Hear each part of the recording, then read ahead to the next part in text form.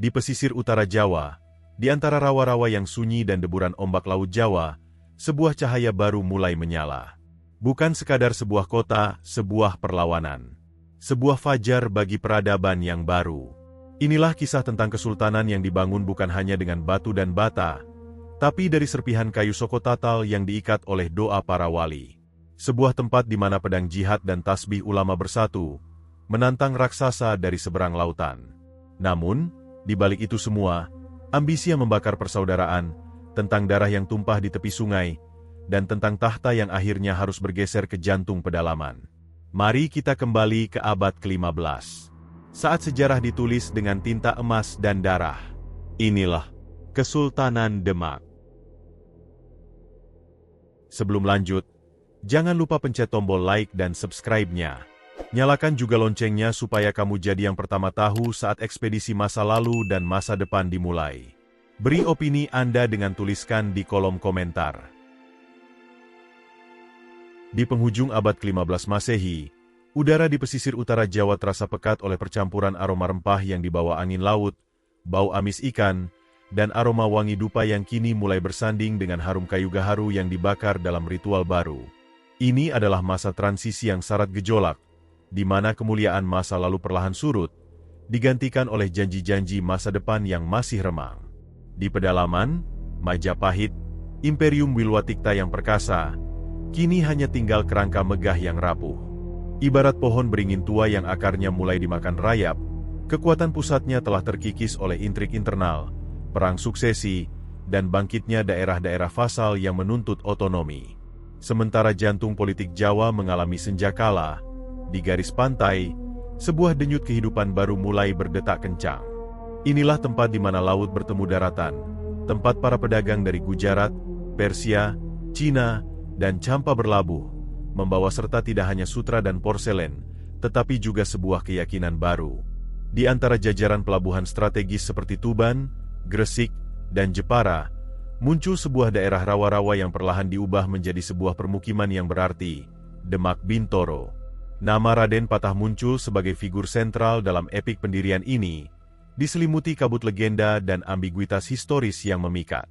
Dalam babat dan hikayat, ia digambarkan sebagai putra Raja Majapahit terakhir, Prabu Brawijaya V, yang lahir dari seorang selir berdarah Cina yang kemudian hijrah atau dibuang.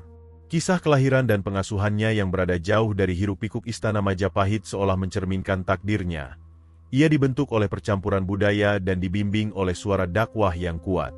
Jauh dari kemegahan Hindu-Buddha di Trowulan, Raden Patah tumbuh di bawah asuhan tokoh-tokoh spiritual Islam yang visioner. Demak tidak lahir dari ambisi militer yang murni, ia lahir dari sebuah visi kolektif. Kekuatan utamanya bukan terletak pada jumlah prajurit berkuda, melainkan pada jaringan spiritual yang terorganisir rapi, Wali Songo.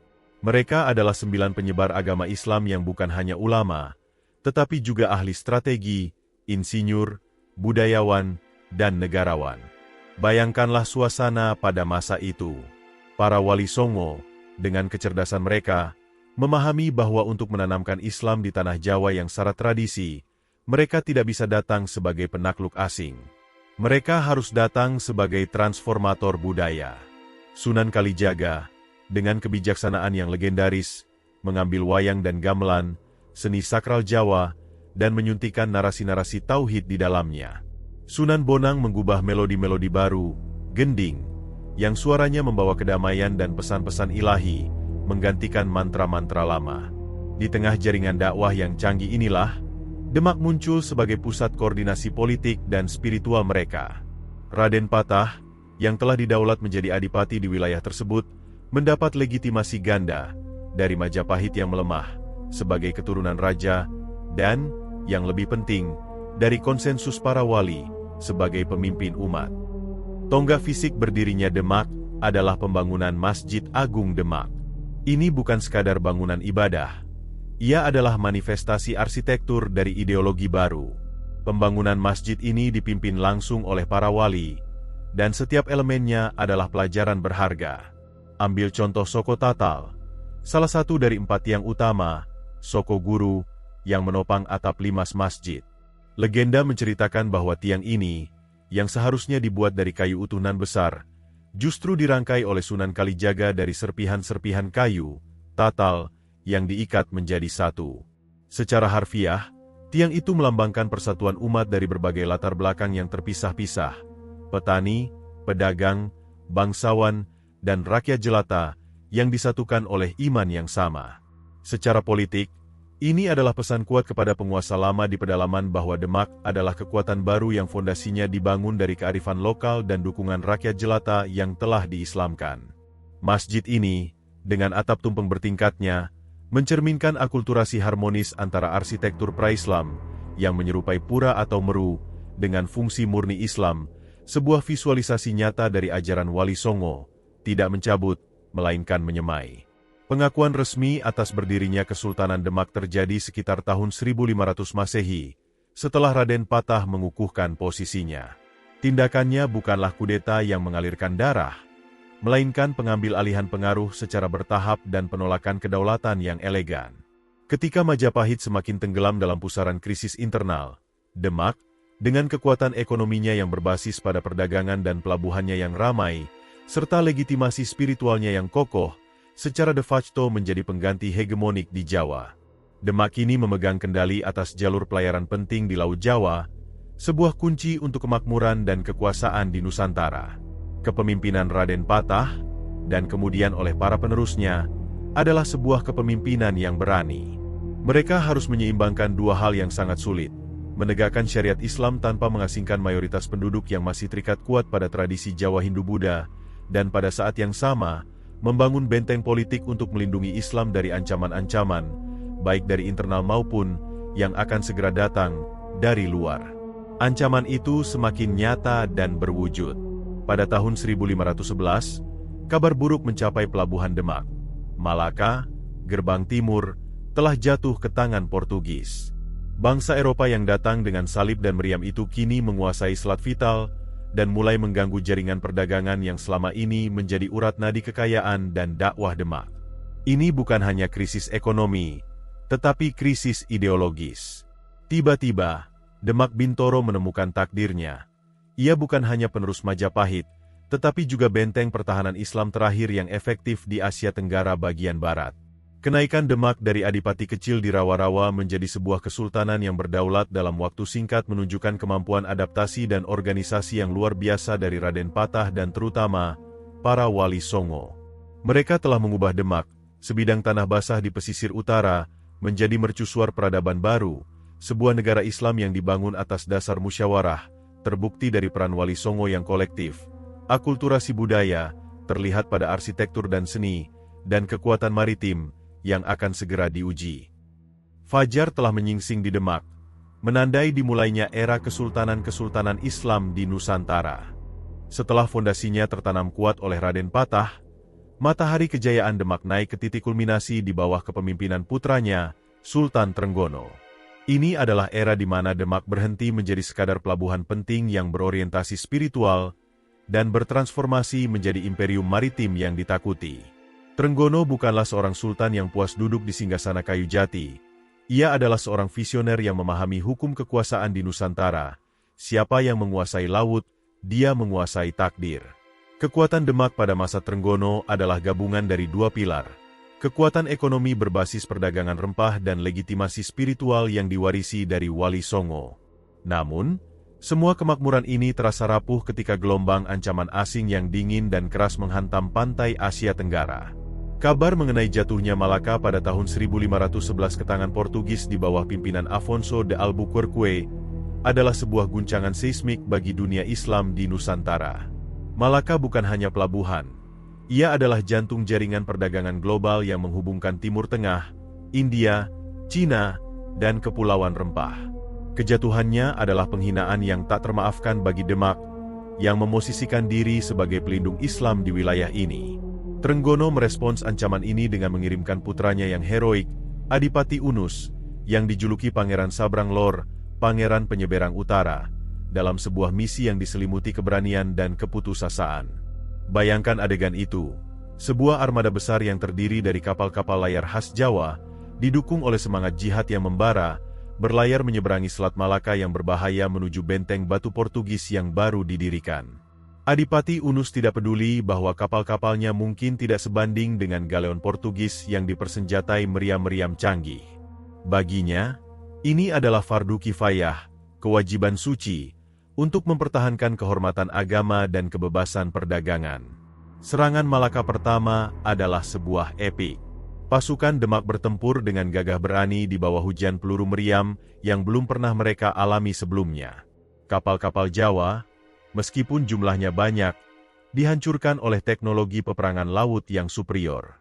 Adipati Unus terluka parah, namun ia berhasil menarik mundur sisa pasukannya, kembali ke Jawa dengan kegagalan militer namun kemenangan moral. Portugis, meskipun menang, tahu bahwa mereka kini memiliki musuh bebuyutan yang berani melawan dan memiliki sumber daya tak terbatas. Saat kembali, Adipati Unus konon berucap, ia telah menyepuh kerisnya dengan darah Portugis. Kegagalan ini tidak memadamkan semangat Demak, justru memicu tekad jangka panjang untuk menguasai jalur rempah dan mengusir penjajah. Trenggono kini tahu, kekuasaan bukan hanya soal pelabuhan, tetapi juga soal mengamankan seluruh pesisir Jawa dari kemungkinan kolaborasi dengan Portugis. Dengan Malaka sebagai trigger eksternal, Sultan Trenggono mengalihkan fokusnya ke dalam negeri, sebuah ekspansi teritorial besar-besaran yang akan mengubah peta politik Jawa. Tujuannya jelas, mengislamkan dan menyatukan seluruh kekuatan pesisir di bawah Panji Demak dan memutus mata rantai pengaruh terakhir Majapahit yang semakin terpecah. Inilah masa ekspansionis yang monumental, yang mengukuhkan gelar Trenggono sebagai Sultan sejati bukan lagi sekadar adipati. Pertama-tama, ia menaklukkan Jawa Tengah bagian barat, mengamankan garis pantai vital. Kemudian, Demak mengarahkan pandangannya ke timur, menghadapi pelabuhan-pelabuhan yang masih dikuasai oleh penguasa Hindu atau yang independen. Tuban, pelabuhan kuno yang kuat, jatuh ke tangan Demak. Gresik, pusat perdagangan dan dakwah yang telah lama berislam tetapi secara politik otonom, juga tunduk. Penaklukan ini dilakukan dengan kombinasi kekuatan militer yang menentukan dan diplomasi yang cerdik, seringkali didahului oleh fatwa para wali songo. Puncak ekspansi Trenggono terjadi di Jawa Timur. Kekuatan lama seperti Kediri dan Pasuruan yang masih memegang teguh tradisi Majapahit, atau yang mencoba bersekutu dengan kekuatan lain, akhirnya takluk. Melalui serangkaian kampanye militer yang brutal namun strategis, Demak berhasil menggiring kerajaan-kerajaan Hindu ke pegunungan, seperti yang terjadi pada sisa-sisa Majapahit yang mundur ke Blambangan atau Bali, atau memaksa mereka untuk berkonversi dan mengakui kedaulatan Demak. Demak telah memecahkan teka-teki sejarah Jawa, menyatukan sebagian besar Jawa di bawah satu otoritas politik agama sejak keruntuhan Majapahit. Kemenangan Trenggono yang paling heroik dan memiliki dampak historis abadi terjadi di Jawa Barat. Pada saat itu, Kerajaan Sunda, Pajajaran, sebuah kerajaan Hindu di pedalaman, membuat kesalahan fatal. Mereka bersekutu dengan Portugis. Raja Sunda, takut akan ekspansi Demak, menandatangani perjanjian pada tahun 1522 yang mengizinkan Portugis mendirikan benteng di pelabuhan utama mereka, Sunda Kelapa. Ini adalah alarm terbesar bagi Demak. Portugis tidak boleh mendapatkan pijakan strategis di Jawa. Trenggono menugaskan salah satu menantunya, seorang ulama dan panglima yang karismatik bernama Fatahillah, atau Falatehan, konon berasal dari Pasai atau Gujarat, untuk memimpin serangan balasan. Fatahillah bukanlah sekadar prajurit. Ia adalah pemimpin jihad yang mampu mengobarkan semangat para pengikutnya. Pada tahun 1527, pasukan Islam dari Demak dan Cirebon, di bawah komando Fatahillah, menyerbu dan merebut Sunda Kelapa sebelum benteng Portugis sempat berdiri kokoh. Penaklukan ini adalah kemenangan strategis terbesar Demak. Ini bukan hanya tentang merebut pelabuhan, tetapi tentang mengusir ancaman Eropa dari gerbang Jawa. Fatahillah, untuk merayakan kemenangan agung ini, mengubah nama Sunda Kelapa menjadi Jayakarta. Penamaan ini adalah proklamasi simbolis. Kemenangan Demak bukan hanya kemenangan militer, tetapi kemenangan Islam melawan kaum kafir Portugis. Warisan emas pada akhir masa kekuasaan Sultan Trenggono, Demak berdiri sebagai kesultanan paling kuat di Nusantara bagian barat. Kekuasaannya membentang dari Banten di barat, hingga sebagian besar Jawa Timur.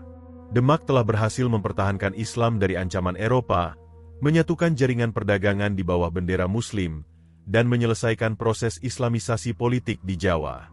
Inilah masa keemasan di mana Demak bukan hanya pusat dagang dan dakwah, tetapi juga pusat produksi senjata dan galangan kapal yang sibuk, terus-menerus mempersiapkan diri menghadapi pertempuran laut dengan Portugis. Masyarakat Demak hidup dalam keseimbangan yang unik. Mereka adalah pedagang yang cerdas, pelaut yang berani, sekaligus umat yang taat, yang mendasarkan hukum dan etika mereka pada ajaran Al-Quran, yang disaring melalui kearifan budaya Jawa oleh para wali. Namun, seperti halnya setiap kekaisaran yang mencapai puncaknya, benih-benih keruntuhan seringkali tersembunyi dalam struktur kekuasaan itu sendiri. Ambisi yang membawa kejayaan juga bisa menjadi racun. Meskipun Trenggono adalah sultan yang luar biasa, ia gagal memastikan sukses yang mulus dan bebas konflik. Justru, di balik kemegahan penaklukan ini, di istana yang dipenuhi aroma rempah dan dupa, persaingan sengit antara klan-klan bangsawan mulai tumbuh subur, siap meledak begitu sang sultan perkasa itu tiada. Puncak kekuasaan seringkali berbatasan langsung dengan jurang kehancuran. Begitulah takdir Kesultanan Demak. Setelah mengukuhkan dirinya sebagai penakluk Jawa dan pelindung Islam di bawah kepemimpinan Sultan Trenggono yang perkasa, Demak justru mulai membusuk dari dalam. Bukan Portugis yang akan merobohkan temboknya, melainkan ambisi darah biru dan dendam kesumat di antara para pewaris tahta. Semua berawal dari wafatnya Sultan Trenggono. Sang Sultan, yang gagah berani, mengakhiri hidupnya bukan di atas singgasana emas, melainkan di medan perang, konon saat memimpin pengepungan di Panarukan sekitar tahun 1546. Kepergian mendadak pemimpin yang menjadi jangkar bagi seluruh kesultanan itu, menciptakan vakum kekuasaan. Istana Demak, yang sebelumnya menjadi pusat musyawarah spiritual para wali dan perencanaan ekspedisi maritim, kini berubah menjadi sarang intrik dan bisikan berbahaya. Pertanyaan mendasar adalah, siapa pewaris sah mahkota Demak? Secara hukum keturunan, yang paling berhak adalah Sunan Prawoto, putra sah dari Sultan Trenggono. Ia adalah pewaris tahta yang diakui dan telah naik ke singgasana setelah ayahnya wafat. Namun, di sudut-sudut wilayah kesultanan, ada suara lain yang bergemuruh dengan klaim yang sama kuatnya, didukung oleh garis keturunan yang lebih tua dan rasa ketidakadilan yang mendalam. Sosok yang menantang adalah Arya Penangsang, Adipati Jipang Panolan, sebuah wilayah yang kaya di Bojonegoro. Arya Penangsang adalah putra dari Pangeran Sekar Sedolepen, saudara kandung Raden Patah. Pangeran Sekar sendiri pernah dibunuh dalam konflik suksesi yang lebih awal, diakini atas perintah Trenggono atau pendukungnya, saat Trenggono merebut tahta dari Pati Unus. Arya Penangsang tumbuh besar dengan dendam yang membara di hatinya, memandang Prawoto dan garis keturunan Trenggono sebagai perebut tahta yang berlumuran darah keluarganya. Ia memiliki basis kekuasaan yang kuat, pasukan yang loyal, dan didukung oleh beberapa guru spiritual yang berpengaruh. Dukungan spiritual ini memberikan legitimasi dan aura kesaktian yang menakutkan bagi Arya Penangsang. Konflik ini meledak menjadi perang saudara yang mengerikan, dikenal dalam beberapa riwayat sebagai Perang Saudara atau Perang Jipang. Arya Penangsang, yang didorong oleh balas dendam dan keyakinan bahwa ia adalah pewaris sah yang dizalimi, memutuskan untuk bertindak cepat dan kejam. Ia menyusun rencana pembunuhan yang paling mengguncang. Dalam salah satu episode paling tragis dalam sejarah Demak, Sunan Prawoto dibunuh. Eksekusi itu dilakukan secara brutal, konon oleh pengikut setia Arya Penangsang, Rangga Tohjaya, yang menyerang di tengah malam. Pembunuhan ini bukan hanya tindakan kriminal. Itu adalah pembunuhan politik yang secara instan menghapus kepala negara yang sah. Tindakan Arya Penangsang menempatkannya sebagai penguasa de facto Demak, namun dengan legitimasi yang terkoyak. Ia kini menjadi penguasa yang dicurigai oleh sebagian besar bangsawan dan ulama yang masih menjunjung tinggi garis keturunan Prawoto. Ibu Sunan Prawoto, yang selamat dari pembantaian, berhasil menyelamatkan putranya yang masih kecil, Arya Pangiri, dan melarikan diri ke Jipang untuk mencari perlindungan kepada pamannya, Pangeran Hadlirin. Namun, dendam Arya Penangsang belum padam. Ia mengirim pasukan untuk mengejar, dan dalam serangan berikutnya, Pangeran Hadlirin, Adipati Jepara, pun tewas dibunuh. Gelombang pembunuhan berantai ini menciptakan iklim teror di kalangan elit Demak. Bangsawan-bangsawan yang loyal kepada garis keturunan Trenggono kini merasa terancam dan mencari pelindung yang kuat, seseorang yang berani menantang kegilaan dan kekejaman Arya Penangsang. Di tengah kekacauan dan darah ini, muncul sosok yang sebelumnya mungkin diremehkan, Joko Tingkir. Ia adalah menantu dari Sultan Trenggono, suami dari Ratu Kalinyamat, saudari Prawoto, dan seorang adipati Pajang, wilayah di pedalaman, dekat Surakarta, Solo modern. Joko Tingkir adalah sosok yang cerdik. Ia memiliki dukungan militer dan spiritual yang strategis. Ia telah mengumpulkan kesetiaan para abdi dalem dan tokoh-tokoh militer yang ambisius dari pedalaman yang berkarakter kuat, seperti Ki Ageng Pamanahan dan Ki Panjawi. Para bangsawan Demak yang tersisa dan ulama yang prihatin atas tindakan Arya Penangsang mulai bersekutu di bawah bendera Pajang. Mereka melihat Joko Tingkir bukan hanya sebagai pewaris sah melalui pernikahan, tetapi sebagai simbol keteraturan yang mampu mengembalikan kedamaian. Sunan Kudus, meskipun mendukung Arya Penangsang, menyadari bahwa tindakannya telah melewati batas dan merusak persatuan umat. Wali Songo, kini terpecah, tidak lagi memberikan legitimasi penuh. Duel di tepi Bengawan Solo konfrontasi antara Arya Penangsang dan Joko Tingkir menjadi tak terhindarkan. Ini adalah pertarungan bukan hanya untuk tahta, tetapi untuk jiwa Demak. Apakah Demak akan diperintah oleh tirani yang didasarkan pada dendam pribadi, atau oleh kepemimpinan yang lebih stabil dan berbasis adat serta syariat? Joko Tingkir, menggunakan kebijaksanaan Ki Ageng Pamanahan, menyusun strategi untuk memancing Arya Penangsang keluar dari benteng kuatnya di Jipang. Taktik yang digunakan sangat berbau mistis militer Jawa. Diceritakan bahwa penyerangan dilakukan dengan prajurit umpan dan keris pusaka yang telah dipersiapkan khusus. Pertempuran terakhir terjadi di dekat Bengawan Solo, Sungai Solo. Arya Penangsang digambarkan sebagai ksatria yang perkasa, menunggang kuda yang sakti, dan bertarung dengan semangat yang tak tertandingi, didorong oleh amarah yang menggelegak. Namun, ia dikalahkan bukan hanya oleh kekuatan fisik, tetapi oleh taktik cerdik dan persatuan musuh-musuhnya. Dalam narasi babat, Arya Penangsang konon gugur oleh keris Kiai Nagasasra yang dibawa oleh Danang Sutawijaya, putra Ki Ageng Pamanahan, yang kelak menjadi pendiri Mataram. Kematiannya bukan sekadar kekalahan. Itu adalah pembersihan moral yang menandai akhir dari dendam kesumat yang telah menodai Demak. Kematian Arya Penangsang mengakhiri perang saudara.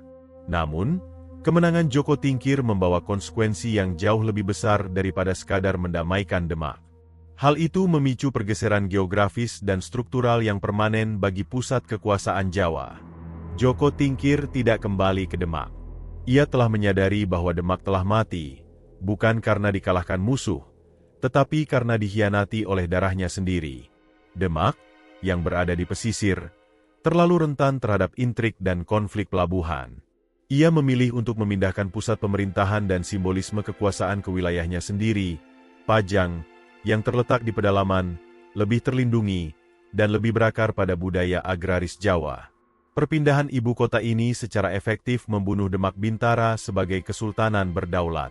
Demak, sang khalifah lautan yang gagah, kini hanya menjadi kota tua, ditinggalkan sebagai pusat spiritual yang dihormati, namun tanpa denyut politik. Sejarah Jawa telah berputar penuh, meninggalkan pesisir dan kembali ke pelukan pedalaman. Pajang dan kelak Mataram adalah pewaris politiknya, tetapi mereka tidak akan pernah bisa sepenuhnya menggantikan aura keislaman maritim yang unik yang pernah dimiliki oleh Demak di masa jayanya. Kematian tragis Arya Penangsang di tepi Bengawan Solo bukanlah akhir dari sebuah perang, melainkan awal dari sebuah perubahan epokal. Darah yang tumpah itu seolah menyucikan tahta Demak, namun pada saat yang sama, ia juga membasuh dan menghanyutkan pusat kekuasaan dari tempat asalnya. Demak Bintara, yang selama setengah abad telah menjadi mercusuar bagi Nusantara, kini hanya tinggal cangkang spiritual, ditinggalkan oleh denyut jantung politiknya. Joko Tingkir, sang pemenang duel, kini memegang kendali penuh. Ia bukan hanya menantu dari Sultan Trenggono, tetapi kini ia diakui secara de jure dan de facto oleh faksi bangsawan dan ulama yang tersisa sebagai pemimpin tertinggi.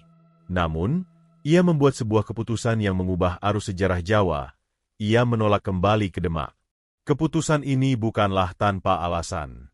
Demak, bagaimanapun, telah menjadi saksi bisu dari pembunuhan dan pengkhianatan. Udaranya terasa berat oleh dendam yang tak terucapkan, dan struktur politiknya telah rusak parah akibat konflik suksesi yang terus berulang. Selain itu, Demak adalah kota pelabuhan. Meskipun ini menjadi sumber kekayaan Trenggono, ia juga membuatnya rentan terhadap intrik para pedagang asing dan persaingan internal antara kaum santri pesisir yang militan. Joko Tingkir, seorang pria dari pedalaman, meskipun memiliki hubungan darah bangsawan, merasa lebih nyaman di lingkungannya sendiri. Ia memindahkan ibu kota kesultanan ke Pajang, wilayahnya yang subur di pedalaman, terletak di antara pegunungan dan sungai, dekat dengan bekas pusat Majapahit. Perpindahan ibu kota ini secara simbolis dan praktis mengakhiri Kesultanan Demak. Ketika Joko Tingkir memproklamirkan dirinya sebagai Sultan Hadiwijaya di Pajang, ia secara resmi mendirikan Kesultanan Pajang. Ia membawa serta lambang-lambang kebesaran Demak, termasuk pusaka-pusaka keraton dan para abdi dalam penting. Meskipun Pajang adalah penerus sah dari tahta Demak, ia adalah entitas yang berbeda. Transformasi ini sangat mendalam. Demak adalah kekuatan maritim dan pusat perdagangan yang mengutamakan hubungan laut dan spiritualitas pesisir yang didorong oleh Wali Songo. Pajang, sebaliknya, adalah kekuatan agraris yang fokus pada kesuburan tanah, irigasi, dan sistem pertanian Jawa yang kuno. Budayanya lebih sinkretis, mencampurkan Islam dengan adat dan tradisi Jawa pedalaman yang lebih kental, yang seringkali disebut sebagai Islam Abangan atau Islam Kejawen oleh para sejarawan. Di Pajang, di bawah Sultan Hadiwijaya, suasana politik menjadi lebih tenang dan stabil, setidaknya untuk sementara waktu. Sultan Hadiwijaya adalah penguasa yang cakap dan bijaksana, berhasil mengkonsolidasikan wilayah-wilayah yang dulunya saling berperang. Ia memerintah dengan otoritas yang dihormati, didukung oleh aliansi yang ia bangun selama Perang Jipang. Namun, keberhasilan Hadiwijaya bergantung pada kontrak sosial yang ia buat selama konflik. Untuk mengalahkan Arya Penangsang, ia bergantung pada kekuatan para adipati dan Ki Ageng yang bersedia mengambil risiko, dan kini mereka menuntut balasan. Yang paling penting di antara sekutu-sekutu ini adalah Ki Ageng Pamanahan dan Ki Panjawi, dua komandan militer dan penasihat yang berperan krusial dalam jatuhnya Arya Penangsang. Sebagai imbalan atas kesetiaan dan keberanian mereka, Sultan Hadiwijaya memberikan hadiah berupa tanah perdikan, tanah bebas pajak dengan hak otonomi, kepada mereka. Ki Panjawi diberi wilayah Pati, Jawa Utara, dan Ki Ageng Pamanahan diberi sebuah hutan di pedalaman yang dikenal sebagai Mataram, dekat Yogyakarta, Solo modern. Pemberian ini adalah sebuah langkah yang tampak kecil pada saat itu, sebuah token penghargaan dari seorang sultan kepada para pengikut setianya. Namun, dalam kacamata sejarah, ini adalah kesalahan strategis terbesar Pajang, sebuah tindakan yang menanamkan benih bagi rivalnya yang paling mematikan. Mataram adalah tanah yang subur, terletak di jantung Jawa, jauh dari hiruk-pikuk pelabuhan. Ki Ageng Pamanahan, bersama putranya, Danang Sutawijaya, tokoh yang mengakhiri hidup Arya Penangsang, mulai membangun pemukiman mereka di sana. Mereka membangun basis kekuasaan mereka secara diam-diam dan efisien, berfokus pada kekuatan militer, pertanian, dan legitimasi spiritual pedalaman. Stabilitas Pajang tidak bertahan lama.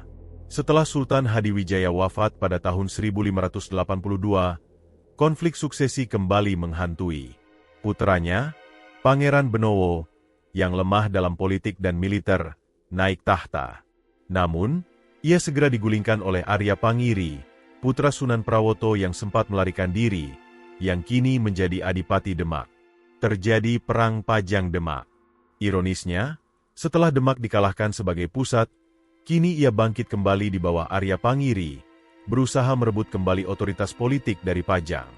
Pemerintahan Arya Pangiri di Pajang penuh dengan korupsi dan ketidakstabilan.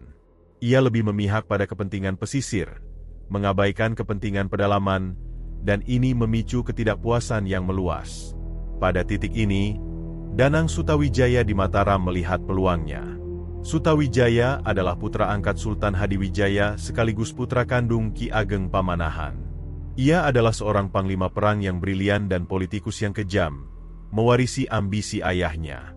Ia telah membangun Mataram menjadi kekuatan militer yang otonom dan tangguh, jauh dari pengawasan Pajang. Sutawijaya bertindak atas nama, melindungi Pangeran Benowo. Ia menggerakkan pasukan Mataram, yang terlatih dan loyal, untuk menyerang Pajang dan mengalahkan Arya Pangiri. Kemenangan Sutawijaya adalah kemenangan pedalaman atas pesisir, dan kemenangan Mataram atas Pajang. Setelah kemenangan itu, Sutawijaya mengembalikan Pangeran Benowo ke singgasana, tetapi ini adalah tindakan pura-pura. Sutawijaya telah menjadi kekuatan di balik tahta.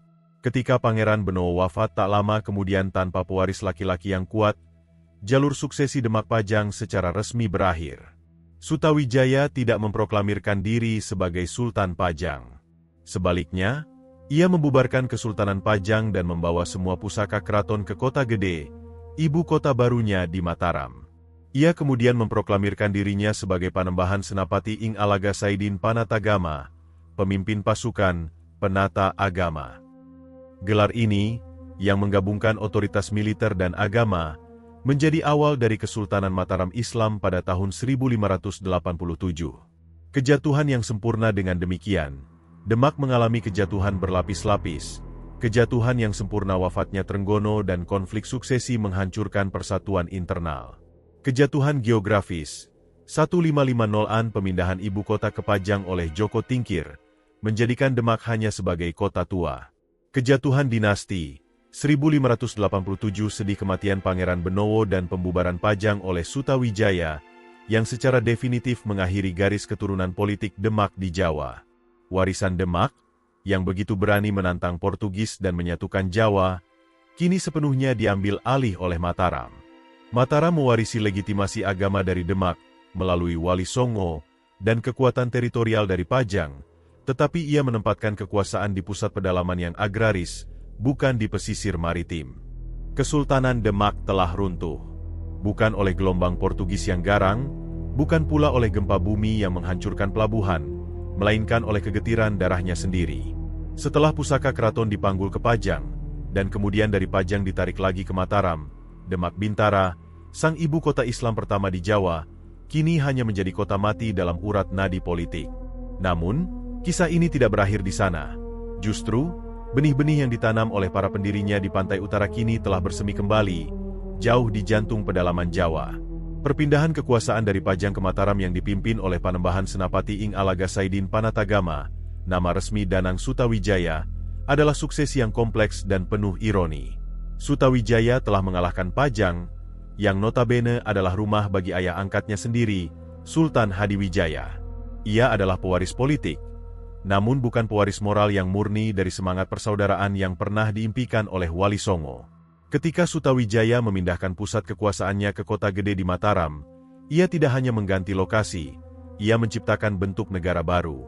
Mataram secara resmi melanjutkan warisan Demak Pajang, memposisikan dirinya sebagai pembawa panji Islam di Jawa. Namun, identitas Mataram sangat berbeda dari pendahulunya yang maritim. Mataram adalah kekaisaran agraris, yang kekuatan militernya bersandar pada prajurit petani yang loyal dan kekayaan yang berasal dari sawah-sawah subur di pedalaman. Fokusnya bukan lagi pada bandar, pelabuhan, melainkan pada bendungan dan irigasi. Ini mencerminkan kemenangan budaya kejawen pedalaman yang lebih statis dan hierarkis atas budaya santri pesisir yang dinamis dan egalitarian.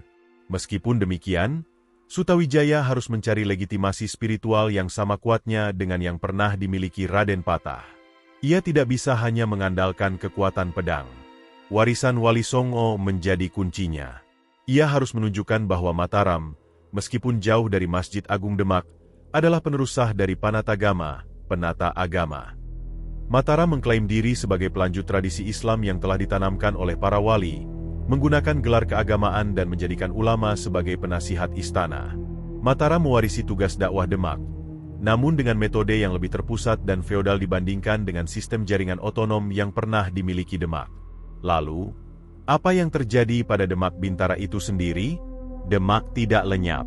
Kota itu tetap ada, tetapi fungsinya berubah secara mendasar. Ia diturunkan statusnya menjadi kadipaten di bawah pemerintahan Mataram. Perannya beralih dari pusat politik ekonomi spiritual menjadi murni pusat spiritual dan ziarah. Masjid Agung Demak tetap berdiri, menjadi monumen bisu dari masa kejayaan. Tiang Soko Tatal yang dibangun oleh Kalijaga kini menjadi magnet spiritual, menarik peziarah dari seluruh Jawa. Makam para pendiri Demak dan ulama yang terlibat menjadi situs suci yang tak tersentuh. Demak mengajarkan kepada Jawa bahwa meskipun kekuasaan politik dapat berpindah-pindah, dari pesisir ke pedalaman, dari Demak ke Pajang, dan akhirnya ke Mataram, akar keimanan yang ditanamkan oleh para wali adalah abadi dan tak tergoyahkan. Mataram, meskipun berkuasa, tidak pernah berani meremehkan Demak. Para penguasa Mataram selalu mengirimkan utusan, dan upeti, persembahan, ke Demak, mengakui statusnya sebagai tanah suci yang melahirkan Islam politik di Jawa. Demak berfungsi sebagai bank legitimasi rohani bagi Mataram. Setiap Sultan Mataram harus menunjukkan penghormatan yang mendalam kepada warisan Demak untuk membenarkan klaim mereka sebagai Saidin Panatagama. Ironi lain yang dibawa oleh suksesi ini adalah tenggelamnya kekuatan maritim Jawa. Demak adalah kesultanan yang menantang lautan dan berani berhadapan langsung dengan Portugis di Malaka. Ketika kekuasaan bergeser ke Mataram, yang berorientasi darat, armada Laut Jawa secara bertahap diabaikan. Fokus Mataram adalah menguasai dan menyatukan daratan, Jawa dalaman, dan mereka sering berkonflik dengan pelabuhan-pelabuhan pesisir yang masih mempertahankan semangat otonomi Demak, seperti Surabaya dan Tuban. Ketika ancaman baru datang, bukan dari Portugis, melainkan dari VOC, Verenigde Oost-Indische Compagnie, Belanda, Mataram tidak siap. Para Sultan Mataram, seperti Sultan Agung, memang berulang kali mencoba menyerang benteng VOC di Batavia, bekas Jayakarta yang direbut Demak. Namun, upaya-upaya ini, meskipun heroik, selalu gagal karena kurangnya dukungan logistik maritim dan strategi laut yang canggih, sebuah keahlian yang telah pudar sejak Demak menyerahkan tongkat estafetnya. Kekalahan Mataram di Batavia adalah konsekuensi tidak langsung dari pengabaian warisan maritim Demak. Penguasa Jawa kini terlalu terikat pada politik daratan sehingga tidak mampu bersaing dengan teknologi dan strategi laut Eropa. Kegagalan ini, secara historis, adalah duka terakhir dari semangat Demak yang berani berlayar ke Malaka di bawah Adipati Unus. Kisah Demak adalah epos perintis di Jawa. Ia menunjukkan bahwa perubahan terbesar seringkali dimulai dari komunitas kecil yang visioner di pinggiran, pesisir, yang didukung oleh jaringan spiritual yang kuat, Wali Songo. Raden Patah meletakkan batu pertama, Sultan Trenggana mengubahnya menjadi benteng kekaisaran, dan konflik Arya Penangsang versus Joko Tingkir menghancurkannya. Namun, kehancuran itu menyuburkan tanah di pedalaman. Pajang adalah jembatan yang rapuh, dan Mataram adalah pewaris yang ambisius, yang akhirnya mengambil alih mahkota. Dalam suksesi yang terus berlanjut hingga abad-abad berikutnya, Mataram akan terus berjuang untuk menyeimbangkan dua warisan yang saling tarik-menarik, semangat jihad pesisir dari Demak, dan kearifan mistis pedalaman dari Majapahit Pajang. Warisan sejati Demak bukan lagi pada kekuasaannya, tetapi pada identitas Jawa itu sendiri. Demak telah melakukan tugasnya. Ia memastikan bahwa ketika Jawa memasuki abad-abad modern, ia memasuki panggung sejarah sebagai pulau Islam yang berdaulat, sebuah pencapaian yang bahkan Mataram yang perkasa tidak akan mampu menyelesaikannya tanpa fondasi yang diletakkan oleh Tiang Soko Tatal di tepi utara.